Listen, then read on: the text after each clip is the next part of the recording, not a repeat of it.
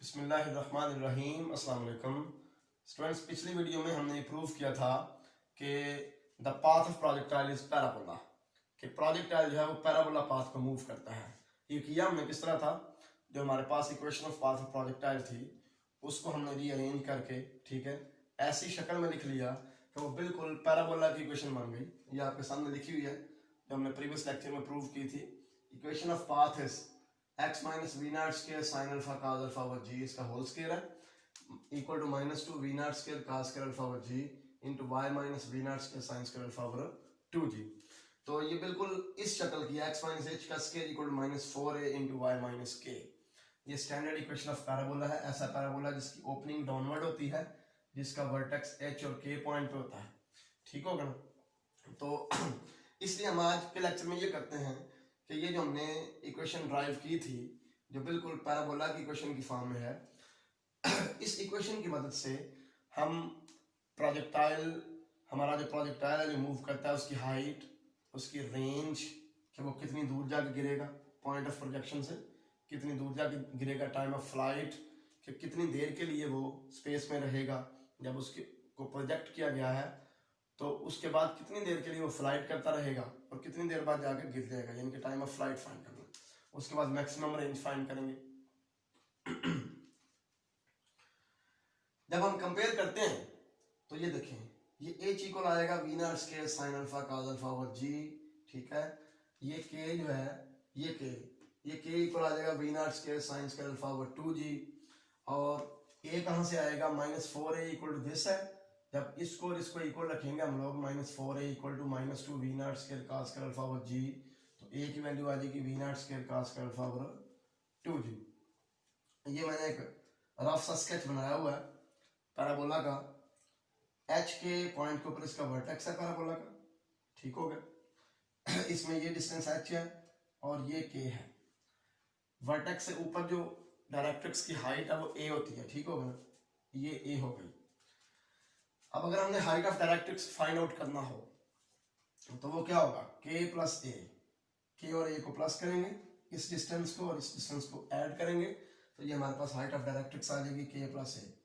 के ये है, ए ये है, दोनों वैल्यूज को ऐड करेंगे तो we not square over 2g, हमारे पास हाइट ऑफ डायरेक्ट्रिक्स आ गई। अगर हमने रेंज फाइंड करनी हो, यानी कि ओ से लेकर ए तक डिस्टेंस, कि हमारा जो प्रोजेक्टाइल है वो कितनी दूर जा गिरा है, उसकी रेंज क्या है, तो वो क्या होगा, ओ ए होगा जो कि ओ बी का डबल है, 2ob। ओ बी जो है ये एच के इक्वल है, ये जो डिस्टेंस है ओ बी की जगह पे एच आ गया, एच की ये वाली वैल्यू पुट कर दी, v not square sine alpha cos alpha over g. तो ये जो 2 साइन अल्फा cos अल्फा होता है, ये असल में साइन 2 अल्फा होता है, तो रेंज की वैल्यू आ गई V not square sine 2 alpha over G. Height अगर निकालनी हो हमें कि कितनी हाइट तक जाएगा हमारा प्रोजेक्टाइल है, तो वो हाइट ये है कि यहाँ से प्रोजेक्टाइल मूव करना शुरू किया, ये मैक्सिमम हाइट तक गया, फिर नीचे आना शुरू हो गया, तो ये है जी हाइट के। हाइट के कैसे निकालेंगे, ये इक्वल होगा बी सी के, ठीक है, बी सी इक्वल टू के, और के की वैल्यू ये है we not square sine square alpha over 2g। ये ऑलरेडी हम कंपेयर करने से फाइंड कर चुके हैं, ठीक है ना, v not square sine square alpha over 2g। Maximum range क्या होगी, देखें रेंज की वैल्यू ये है we not square sine 2 alpha over g, और यहाँ से मुझे अंदाजा हो रहा है कि ये जो साइन 2 अल्फा है ना, इसकी वैल्यू मैक्सिमम होगी, तो फिर हमारी रेंज की वैल्यू मैक्सिमम होगी, क्योंकि वी नॉट तो है जो हमारे पास स्पीड है, कांस्टेंट है, जी ग्रेविटेशनल एक्सेलरेशन है, ये भी कांस्टेंट है, तो ये जो साइन 2 अल्फा है ना, अगर ये मैक्सिमम हो जाए तो हमारी ओवरऑल वैल्यू जो रेंज की है ये मैक्सिमम हो जाएगी। अब साइन की मैक्सिमम वैल्यू क्या होती है, 1, तो साइन 2 अल्फा इक्वल टू 1 हो तो हमारी रेंज मैक्सिमम होगी। अब साइन 2 अल्फा 1 होने का मतलब यह है कि अल्फा 45 डिग्री होना चाहिए, क्योंकि अल्फा 45 डिग्री होगा यहाँ पे, तो 2 इंटू 45 90 हो गया, साइन 91 होता है। तो अल्फा की जगह पे जब हम 45 डिग्री यहाँ पे पुट करेंगे इधर, तो साइन 90 बन जाएगा, साइन 90 है 1, तो मैक्सिमम रेंज आ जाएगी v not square over g, v not square over g. उसके बाद है जी टाइम ऑफ फ्लाइट, कि कितने टाइम के लिए हमारा प्रोजेक्टाइल जो ये फ्लाइट करता है, हमारा प्रोजेक्टाइल फ्लाइट में रहता है, ठीक है ना। तो उसके लिए R equal to V not cos alpha into T. असल में ये कहाँ से आया फार्मूला, ये हम पढ़ते हैं मैट्रिक में भी पढ़ा था, S equal to V T, distance equal है स्पीड इंटू टाइम, ठीक होगा ना। तो ये रेंज होगी हमारा डिस्टेंस जो उसने ट्रैवल करना है हॉरिजॉन्टल डायरेक्शन में, ठीक होगा ना।